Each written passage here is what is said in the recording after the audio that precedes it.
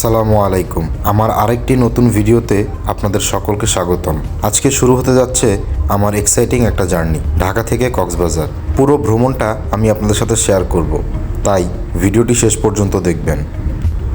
এইমাত্র আমি পৌঁছে গেছি হযরত শাহজালাল ইন্টারন্যাশনাল এয়ারপোর্টে। আমাদের ফ্লাইট ছিল 2:10 এখন আমি চেক ইন করবো এবং বোর্ডিং পাস সংগ্রহ করব। এখানে এসে প্রথমেই লাগেজ ড্রপ আর বোর্ডিং পাস নিতে হয়। কাউন্টারে বোর্ডিং পাসের জন্য অপেক্ষা করতেছি। এইমাত্র আমি আমার বোর্ডিং পাস পেয়ে গেছি। এখন সিকিউরিটি চেক শেষ করে ওয়েটিং এরিয়াতে বসে আছি। ভাই, এয়ারপোর্টের ভেতরের পরিবেশটা সত্যি অসাধারণ, একদম ইন্টারন্যাশনাল ভাইব। অপেক্ষার প্রহর শেষ করে এখন আমরা বাসে করে চলে যাচ্ছি আমাদের প্লেনের দিকে।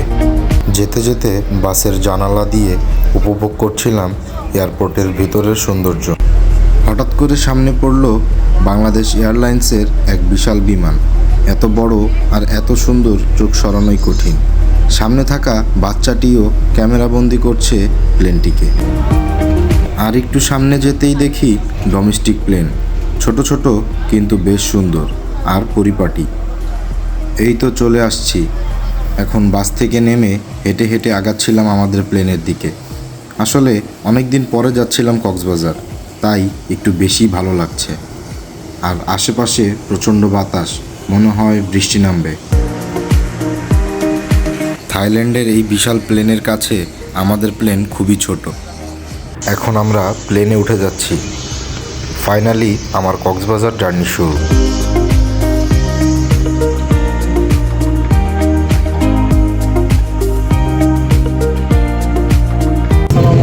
শুভ অপরাহ্ন।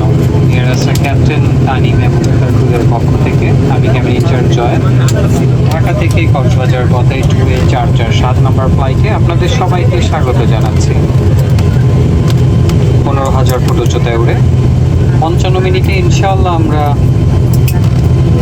কক্সবাজার বিমানবন্দর অবতরণ করবো বলে আশা করছি। আপনাদের ব্যক্তিগত নিরাপত্তার জন্য হাত ব্যাগ মাথার উপর বিনে রাখুন, সিটবেল্ট বেঁধে নিন।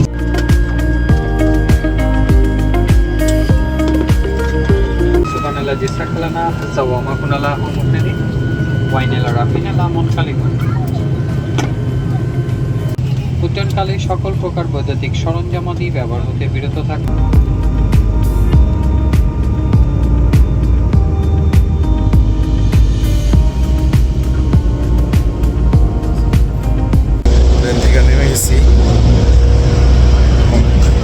আলহামদুলিল্লাহ, আমরা পৌঁছে গেছি কক্সবাজার এয়ারপোর্টে। এই জায়গাটা দেখলে মন একদম ফ্রেশ হয়ে যায়। তবে ওয়েদার একটু খারাপ থাকায় প্লেনটা বেশ নড়ানড়ি করতেছিল, তাই কিছুটা ভয়ও লাগছে। কক্সবাজার এয়ারপোর্ট থেকে আমরা একটা অটো নিয়ে নিছি। এখন যাচ্ছি আমাদের হোটেলের দিকে। কক্সবাজারের সৌন্দর্য শুরু। অটো ভাড়া নিল 400 টাকা।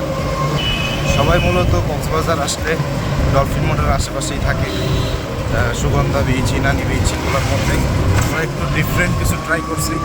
আমরা একটু দূরে থাকতেছি, কারণ ওদিকে একটু কোলাহল কম থাকে, মানুষজন কম। বিচে মেরিন ড্রাইভ রোডেই এটার অবস্থা। ডলফিন মোড় আমরা চলে আসছি, ঐতিহাসিক ডলফিন মোড়। এই যে ডলফিন মোড়। আমরা সচরাচর বাস দিয়ে যখন ওইখান থেকে নামতে থাকি, তখন আসলে ডলফিন মোড়টা দেখে আমরা বুঝতে পারি যে আমরা কক্সবাজার চলে আসছি। পার করে আমরা এখন সুন্দর রাস্তা, নিরিবিলি রাস্তা, যেটা এতদিন চাইছিলাম আর যার জন্যই এত দূরে হোটেল বুক করা, সেটা এখন শুরু হয়ে গেছে। আপনারা নিজেরাও উপভোগ করেন আমার সাথে সাথে। কক্সবাজারের সৌন্দর্য আসলে বলে বোঝানোর মতো না। এক পাশে পাহাড়, এক পাশে সমুদ্র, মাঝখানে আমি।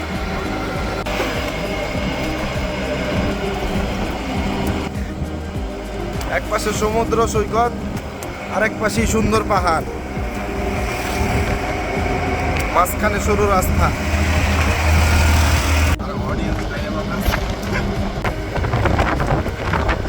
সৃষ্টি কত সুন্দর, আপনারা কক্সবাজার না আসলে বুঝতে পারবেন না। অবশ্যই কক্সবাজার আসতে হবে। আর সবাই যেখানে থাকে সেইখান থেকে একটু দূরে যেয়ে ফিল নিতে হবে। সব সময় সেম ফিলিংস ভালো লাগে না, মাঝে মধ্যে একটু ডিফারেন্ট ফিলিংসও কিন্তু মানুষের নেওয়া উচিত। আর সেটাই আমরা আজকে দিচ্ছি। আমরা আমাদের গন্তব্যে চলে আসছি, আর কয়েক মিনিট বাকি। এই যে হচ্ছে সেই সালসা বিচ। এই যে আমাদের হোটেল, সাদা বিল্ডিং, এটাই আমাদের আজকের গন্তব্য।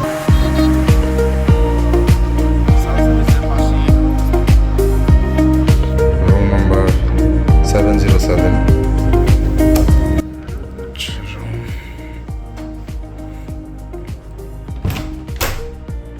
অটোর জার্নি শেষ করে আমরা চলে আসছি আমাদের হোটেলে।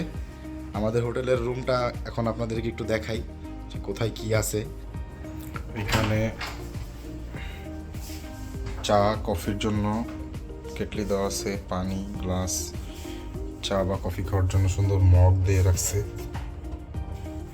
ওয়াশরুম, চুল শুকানোর জন্য হেয়ার ড্রায়ার,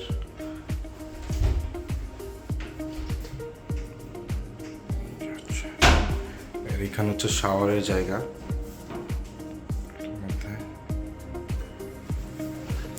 জোস জোস ওয়াশরুম জোস। এইটা হচ্ছে বেড।